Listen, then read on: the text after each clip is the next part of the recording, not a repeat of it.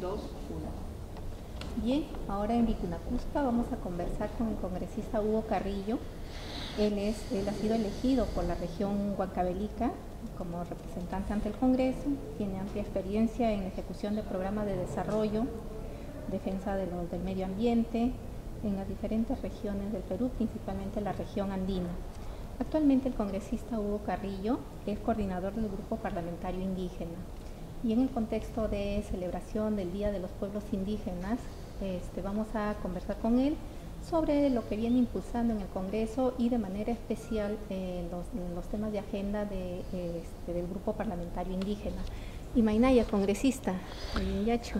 Allantaj kusllataj kaya atispaja tupay kunjikraj erikuna kunjikraj kaya atispaja parlari kunjikraj tupay kunjik mula puasan pipas. Mula puasan pipas hinayaps.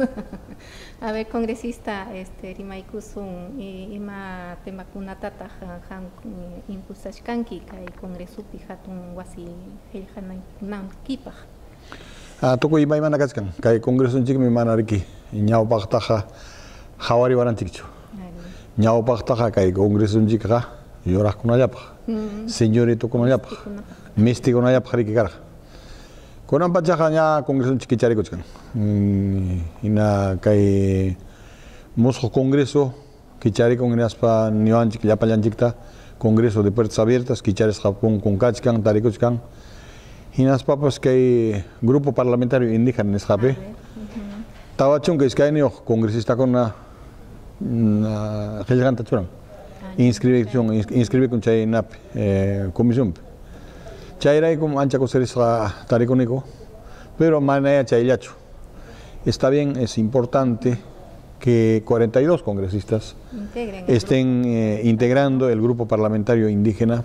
Eso dice muy bien de este parlamento, que efectivamente tiene que entender que somos un país pluricultural, multilingüe, y que nuestra característica principal como país, nuestra principal potencialidad es esa, la diversidad, el ser distintos pero iguales, el provenir de distintas culturas.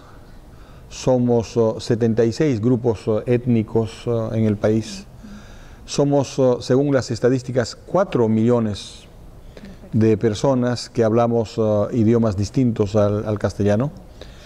De aquellos somos alrededor de 3.300.000 quechua hablantes, pero ese es el primer tema que yo quiero plantear y que estoy planteando en el Parlamento. Creo que tenemos que hacer una lectura distinta, tenemos que volver a diagnosticarnos, porque aun cuando es verdad que somos 4 millones de indígenas en el país, solo ese hecho debiera indicar que ese grupo debe tener una representación política en el Parlamento. Debe haber una cuota de representación en nuestro Parlamento. Si fuéramos 4 millones, como dicen las estadísticas, pero somos muchos más, porque probablemente muchos de los migrantes han perdido su idioma, o al ser preguntados por su idioma, dicen que o tienen alguna vergüenza y dicen que utilizan el castellano, cuando en realidad lo que están haciendo es discursar, es hablar en un castellano adquisicional, que tiene muchísimo de construcción del mundo quechua, de la cultura quechua, o de la aymara, o de la guajún, o de la xáninga. De manera que yo creo que estamos hablando de alrededor de 16 o 17 millones de quechua pensantes. Y por si hubiera alguna duda, yo simplemente invito a que revisemos nuestra historia. Así es. A que volvamos a preguntarnos, compremos un espejo grande y preguntemos a nuestros abuelos de dónde vinieron. Claro, empezamos para que a hacer nuestro árbol genealógico. Yo creo que sería bueno, porque a propósito, en estos días hemos asistido, digamos, a una reacción bastante interesante sobre todo los medios de comunicación en nuestro país, y una reacción dolorosa frente a las ofensas proferidas por algunos periodistas chilenos. Pero yo creo que si bien eso dice que estamos comenzando a entender cuáles son las características de nuestro país y que tenemos que defender nuestra identidad, sin embargo quiero señalar que este tema es repetitivo.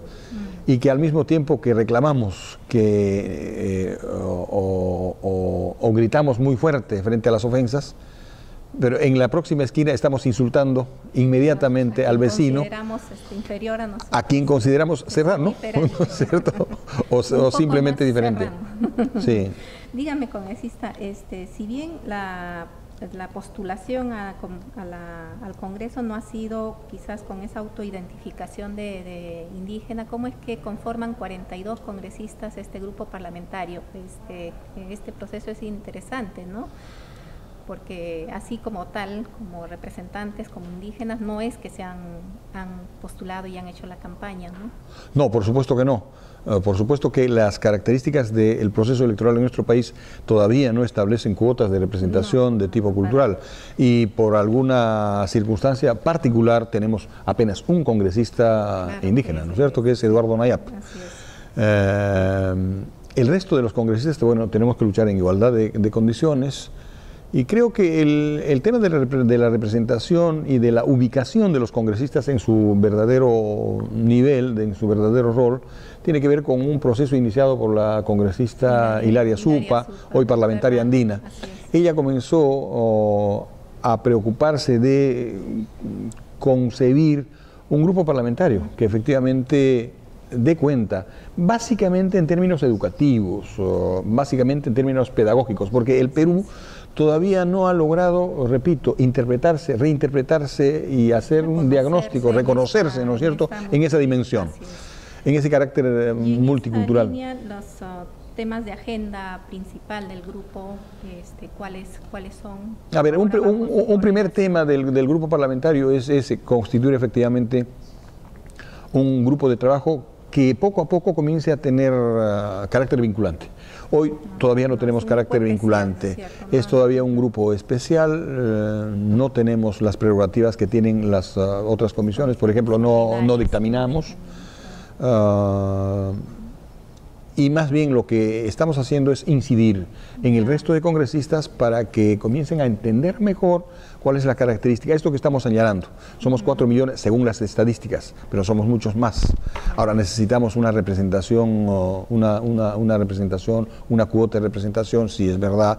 Necesitamos también legislar en favor de la educación intercultural bilingüe, necesitamos legislar en función de las necesidades de los pueblos altoandinos, por ejemplo, en los temas referidos a la siembra y cosecha del agua, en relación a todo el tema ambiental, a reconocer que son ellos los que están cuidando el medio ambiente, el tema de la seguridad alimentaria, en el tema del respeto por los recursos locales y por los conocimientos. La recuperación de las tecnologías ancestrales. Pero por supuesto, en primer lugar por el reconocimiento, ¿no es cierto? Decirles, por ejemplo, que el sistema de manejo hidráulico más importante del mundo, tal vez es una exageración, digamos,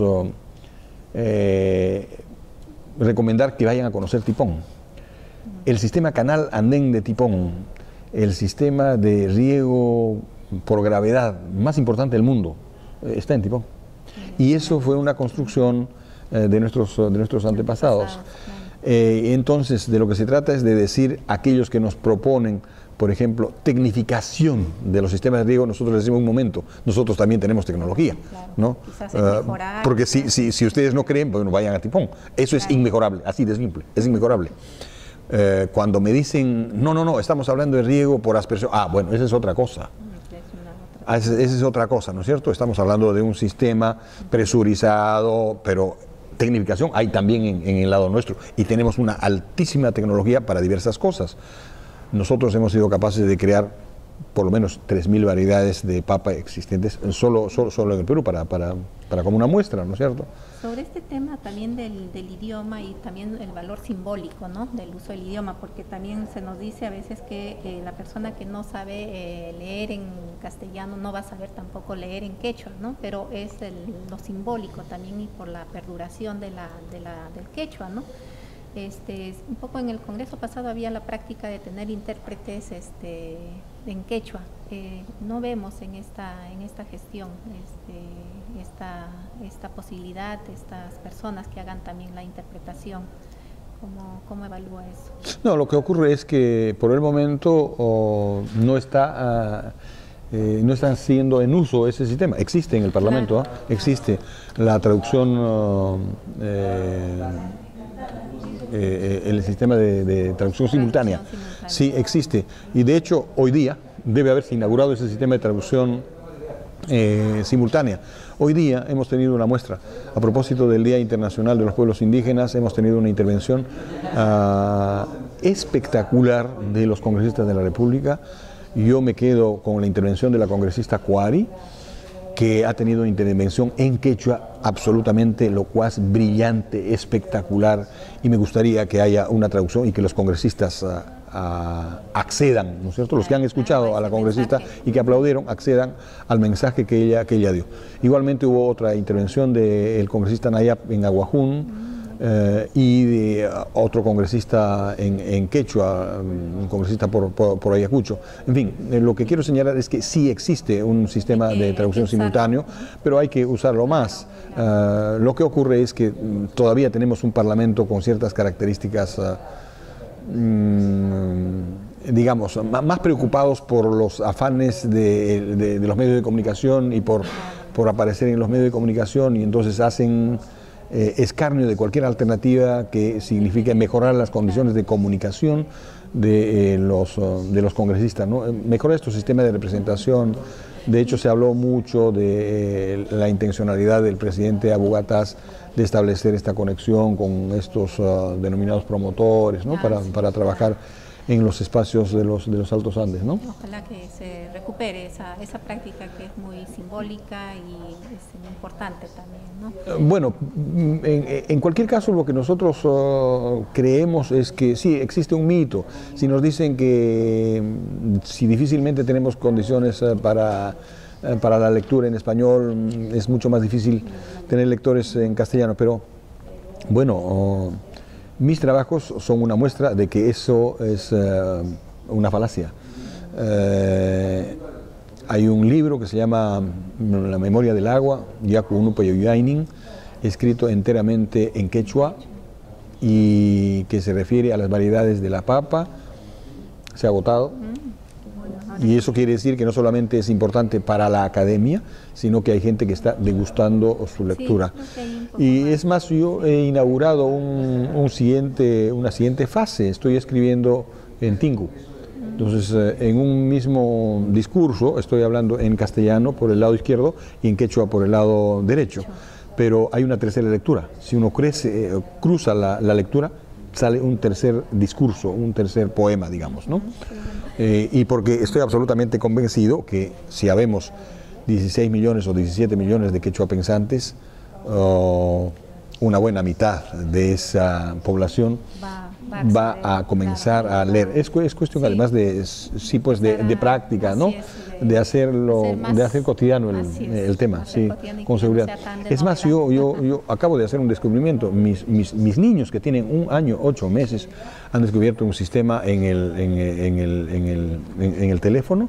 No sé qué han hecho con el teléfono y han descubierto un sistema de manejo, un programa que lee lo que yo escribo en quechua. O sea, lee. Si hay alguien que tiene dificultades para leer en quechua, yo le invito, escríbalo en el teléfono y le van a leer, en ese programa le van a leer en quechua. La tecnología puesta también, pues, ¿no? Al servicio de mostrar lo que claro, esa es una perfecta muestra de que no tenemos que tener miedo a la globalización. Que con culturas absolutamente poderosas como la nuestra, milenarias como la nuestra, con tecnología extraordinaria como la nuestra, con conocimiento tan profundo y que puede competir perfectamente, ya lo decía José María Arguedas, ¿no? En tecnología podrán todavía llevarnos alguna ventaja, pero en cultura nosotros estamos a la altura de las grandes civilizaciones. No tenemos que tener miedo de la globalización y menos de la tecnología. De hecho, mi canto, que puede ser fiero, feo, es una muestra de que habemos muchísimos usuarios, ¿no es cierto?, del quechua.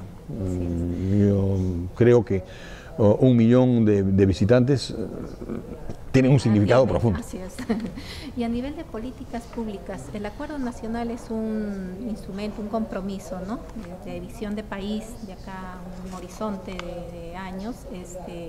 Ahí, ¿qué opinión tiene usted de que tengamos una política específica para pueblos indígenas? ¿O considera que no sería necesario porque quizás se perdería al focalizar en una sola política? ¿Cuál es su opinión? En principio creo que sí, el Acuerdo Nacional tiene que concebir, tiene que incluir, no sé si estén en condiciones los grupos políticos actuales de concebir la importancia de los procesos culturales en el diseño de un plan de desarrollo nacional, de un plan político superior.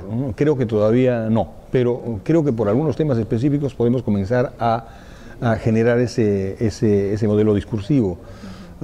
Creo que, por ejemplo, discutir sobre la importancia del agua, ya hubieron algunas reacciones. Cuando el presidente Humala propone que el tema del agua, el derecho al agua, sea incluido en la Constitución, pero también en el acuerdo nacional, ya tenemos reacciones diversas, ¿no es cierto?, que comienzan a desdeñar de la oferta y anunciar que en este caso tendríamos que tener también el derecho, no sé, pues a la sonrisa, el derecho a...